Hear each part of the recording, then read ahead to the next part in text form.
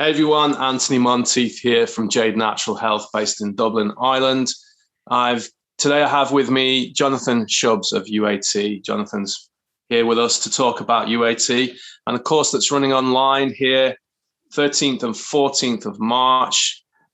We are going to be introducing Jonathan and we're asking Jonathan a few questions about the course and what's going to be happening. So Jonathan, thanks very much for joining us today. So firstly, can we give a little bit of an introduction to the Irish students and sort of say hello and then describe what UAT is and the importance of why you've developed this system?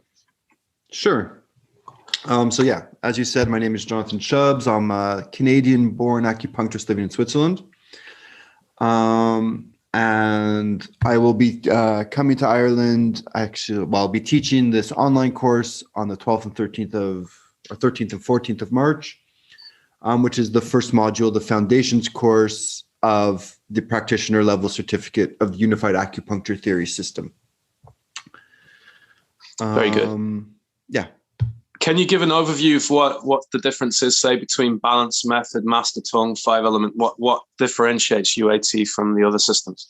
Okay, so although they're all distal acupuncture approaches, if we're going to look at master tongue and Dr. Tan balanced method, there's also body mapping, or there's a whole bunch of different systems like that. The difference with the UAT system is that it's not based on this system, this meridian interacts with this, believe me, go and do it. What we do is we break down the underlying reasons for how the channels interact with each other. So we understand the logic. Same thing with the imaging and mirroring. We understand why the ankle images the wrist, for example. And then we apply it through a series of very specific steps as to be thinking, okay, this is my first choice, this is my second choice, this is my third choice. So although some of the techniques get repeated through all of these systems, no matter which one you do, with the Unified Acupuncture Theory, our main focus is on understanding the underlying concepts of what's happening, which means it isn't about memorization and it isn't about, you need to have a piece of paper in front of you to know, okay, I'm going to do this to do that. It's about you understanding, be able to think through the process and find your treatments through your interaction with your patient and your knowledge, as opposed to just thinking this symptom, this treatment. Yeah, very good. Yeah, and one of the things I wanted to say was, when I was learning Tan's approach, it did help if you had a little bit more of a cartoon style mind, or you had one of these minds where you could literally holographically imprint the body onto a body part to work with the system. But what you're saying is that it doesn't require, you don't need a chart, you don't need some kind of formula that you have to follow. You basically learn the framework, and within that framework then logically you have a series of steps that you can perform. And then if that doesn't work, you can backtrack and try another way and then backtrack. So the person becomes almost autonomous. They don't need, I noticed with some of my students who have learned, say, other styles of acupuncture, or they've learned other types of therapy, they've learned pretty much using a script, and they always need their book and they need their chart to work with. Yeah. Any of the students that come to my clinic always comment like, where's the acupuncture charts? Where's the acupuncture models? I don't have them. I refuse to have them. And they're like, they give out to me like, oh, well, we're going to learn. And I'm like, well, you learn because you're working with the human body, and you learn by working with a person rather than looking on a chart. They are useful. Don't get me wrong. Yeah. I'm not going to completely dismiss that, because we all have to learn some way. But it's what the feeling I get with your work is the person embodies it. Once they learn it, it becomes just part of your makeup. It becomes part of it's like a doctor has to learn 400 or 500 different prescriptions. They have to go through a series of different elimination and discernment and palpation, and to come up with what the strategy. how, in terms of the studying then, so I know we're doing it online, and a lot of our colleagues have, I mean, the whole last year has been online. Of course. Your structure, I believe, we're going to be running it at GMT. Yes, so they'll come into the classroom. They can register online. We'll give the link below. We're going to offer a discount to the Irish attendees. Online Jade is the code. We leave it there below for you. But we are leaving it open to the UK and other people that know us, friends and colleagues that know us, or friends of colleagues or friends of friends that are practitioners. But in terms of coming in, then they come in, it's like 9 a.m. GMT. You work through to a specific time, and then they get a break. And then I believe you give them an hour for lunch. And it's just like being in a proper classroom with a teacher. Yeah. Yeah. Well, as you said, we start at 9, we finish at 5 GMT. There's going to be an hour break in the middle for lunch. Now, the only thing that's changed from a live course to an online course is in a live course, we can go for maybe an hour and a half. We have a longer attention span. When we're sitting in front of a computer, it's not the same thing. So every 50 minutes to an hour, we break for about 5 minutes. So we'll have 3 breaks in the morning, short breaks, just enough to get up, stretch your legs, go make your coffee. But that sort of helps integrate the information better, as opposed to just taking one big break. So we take no longer than an hour. Also, especially on the second day, but also we'll start it on the first day, is that I try to do a lot of what I call sort of like a group work, where we use the Zoom platform, which has breakout rooms. So there will also be exercises where after we've gone through the basic theory, the application is done in a group of maybe 2 or 3. You talk about it, then everybody comes back and we talk about it as a group. So it does create a little bit more of the social aspect of it, as opposed to you sitting in front of your computer the whole time, just getting information. It makes it more interactive that way. Yeah, great. And there is an ability then, so obviously you have the breakout rooms, and that's for discussing theory or concepts or problem solving, whatever it is going to be. Because I mean, really, that's what we're doing, isn't it? That's what acupuncture is about, is solving the problem. As you said to me before, 99% of your work is discerning how to approach it, and that the treatment should be the easiest part. Exactly. In terms then of people interacting with you, do you offer questions and answer sessions at the end, or would you do that sort of periodically through the day? So what we do is, if there is a question about clarification of content, we're using the Zoom platform, so you can raise your hand and you can ask the question.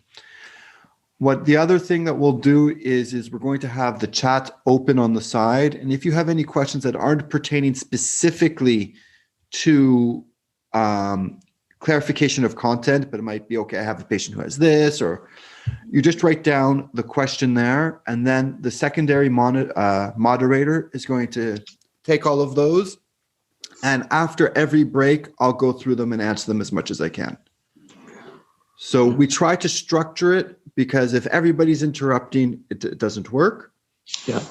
But we also want to make sure that everybody has access to all the content. So if it's a content-related question, that's no problem. They can ask it during they can interrupt me and say, listen, can you please clarify this? I didn't understand that.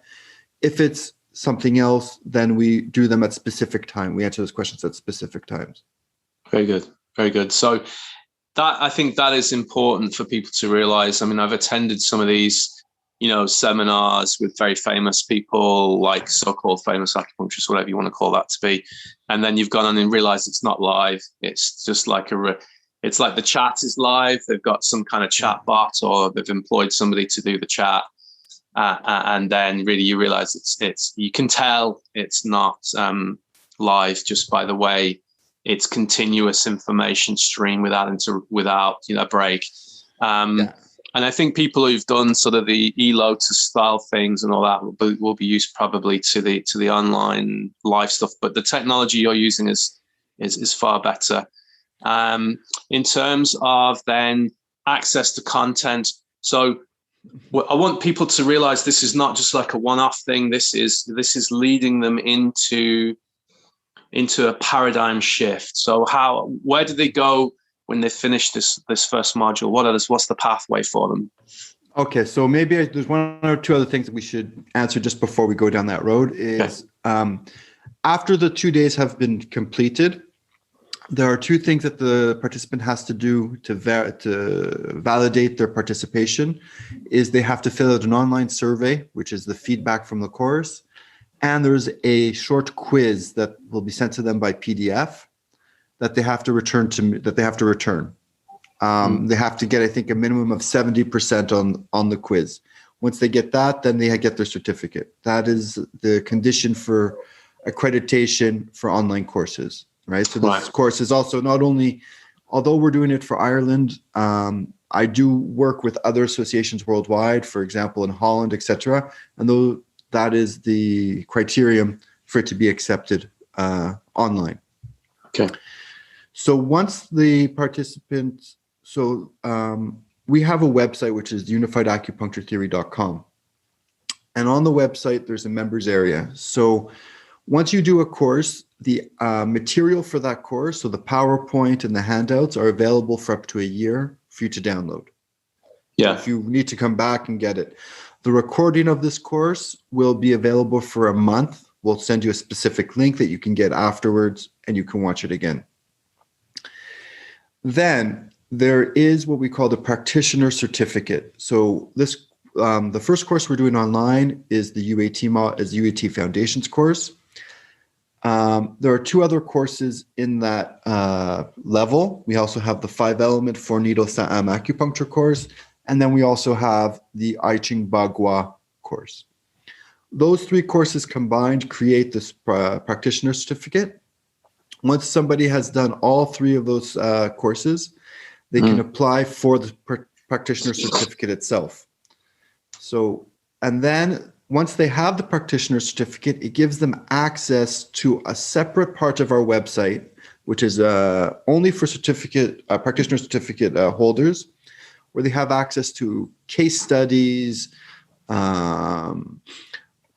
many different recordings of either webinars I've done, demonstrations, lots of things that a whole body of information is available either as videos, etc. And there's also a forum where they can discuss the case studies that are there.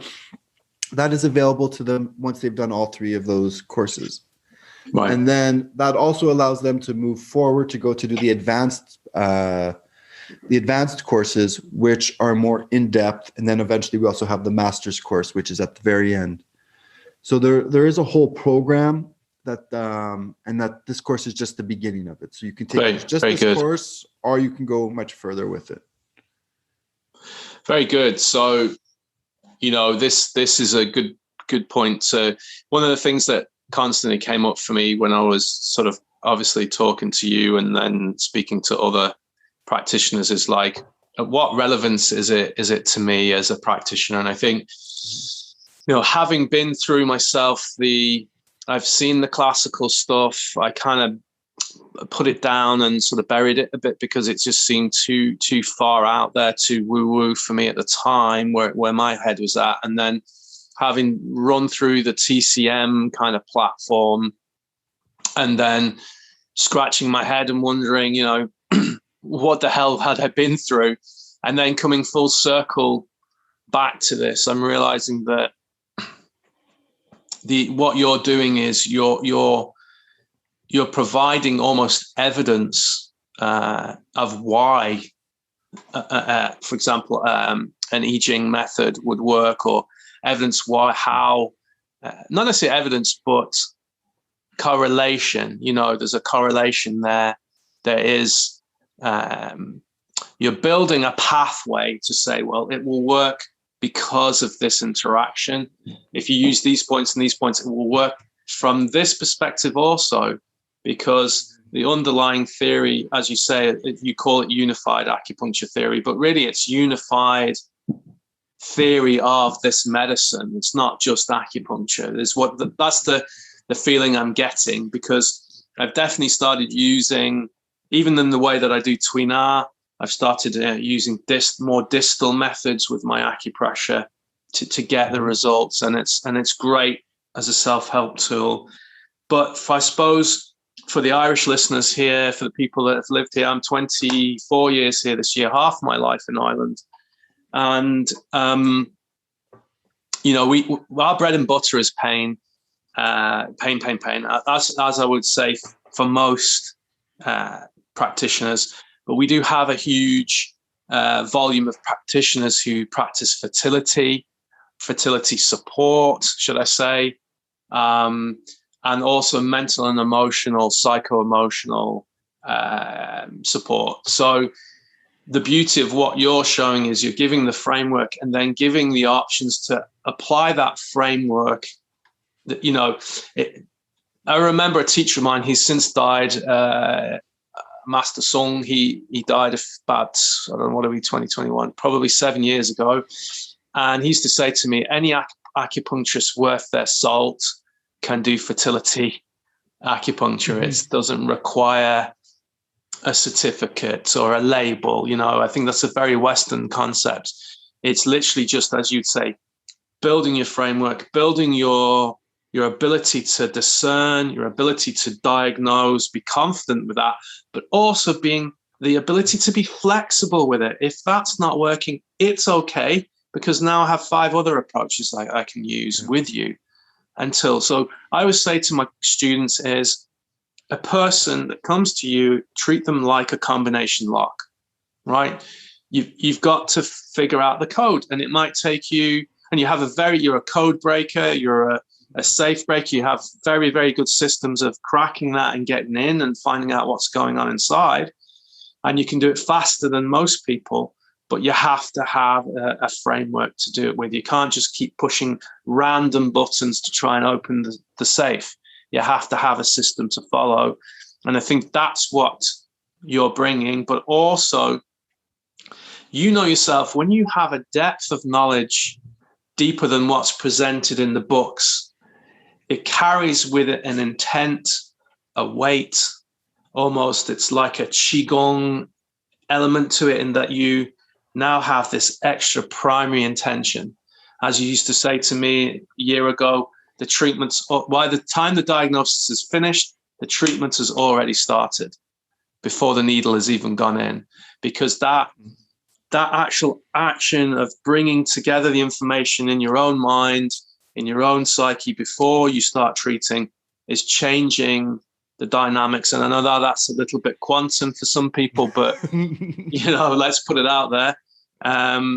So I'm really excited to have you. I'm really blessed that we met, and I know we have mutual colleagues that live in Ireland that have really, really love what you do and enjoy having you over. So I'm hoping that once we get through March, we come into April, and then we can get you over here. What I'd like people to know is we're going to choose probably a venue a little bit more different to what people are used to, something a little bit more exciting, hopefully, a little bit more supporting the local economy. Well, that's one of the things that's really important to me, is when I do go to different places, is that we actually have a positive impact on the community we're going to. And that follows through with everything from all the way up to the venue that we choose, the caterers, etc. So all the venues that we choose either have to have a social or cultural positive impact on the community that we're visiting. So we try not to use hotels. We try not to use conference centers. We would prefer to use libraries, museums, anything that actually has a cultural aspect or social aspect in the community. Yeah. Same thing with the catering. We try to bring in local caterers. We try to really, because we have to invest in the community. We have to invest this money anyways to run the course. We prefer to make it as positive as possible. I'd really like to, and I know this is probably dependent on the audience and those people watching today or whenever they watch the playback of this.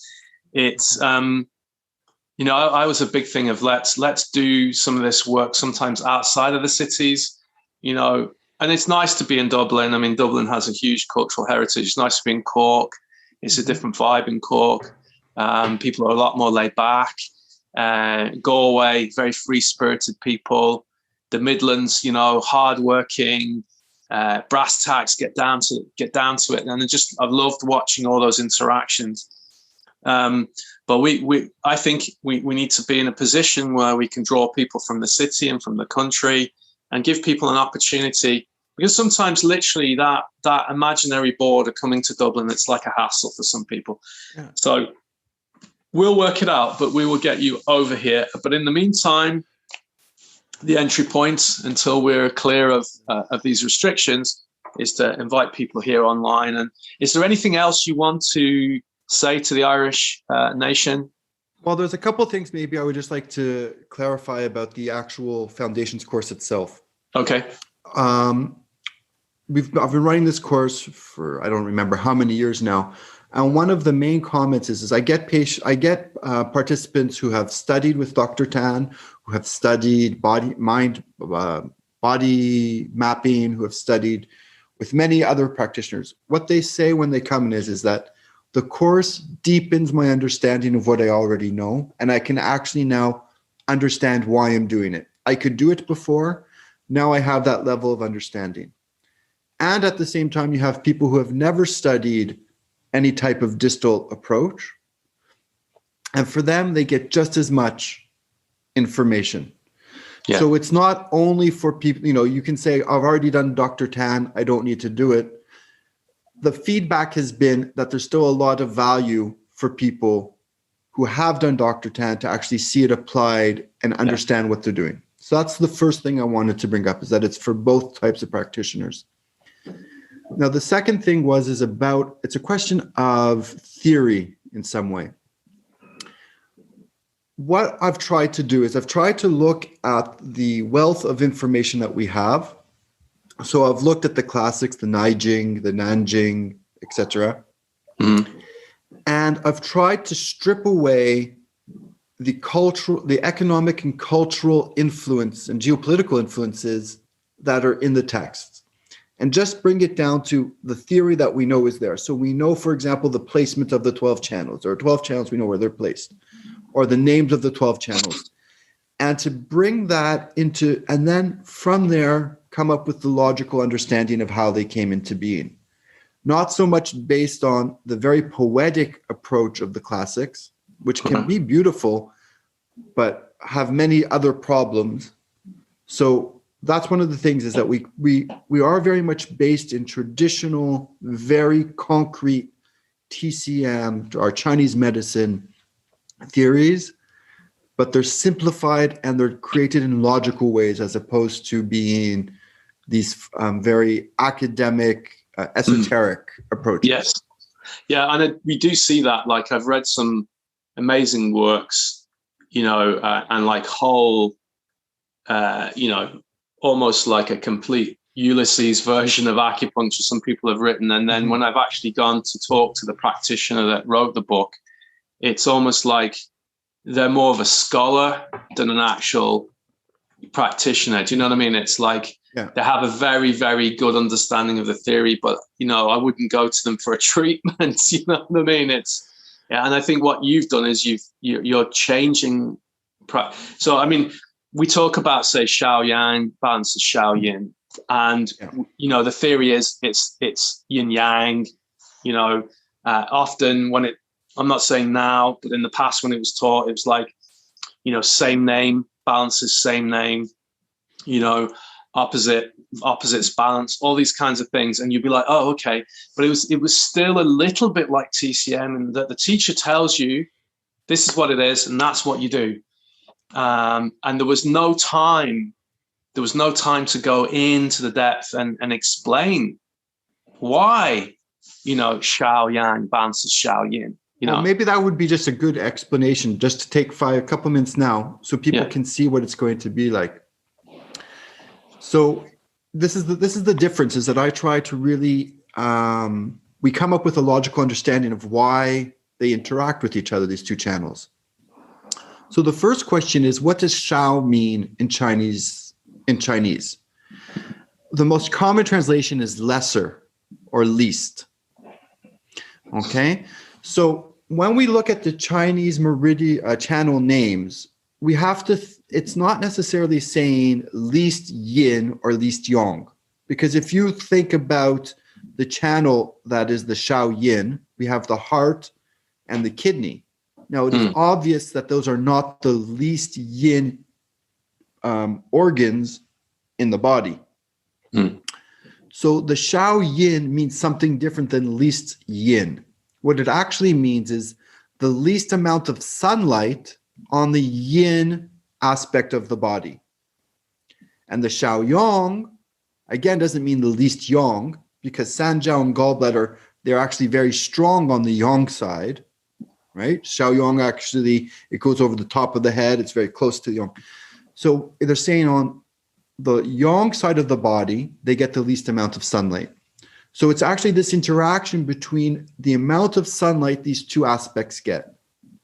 And when we understand that Shao Yin with Shao Yang, or we're interacting with the same amount of sunlight, which means the same amount of frequency, and that is why they're able to interact. Okay, so it reminds me of, it reminds me of we're going to look at it. Very good. I mean, let's not give too much away, right? But it reminds me of Impressionism.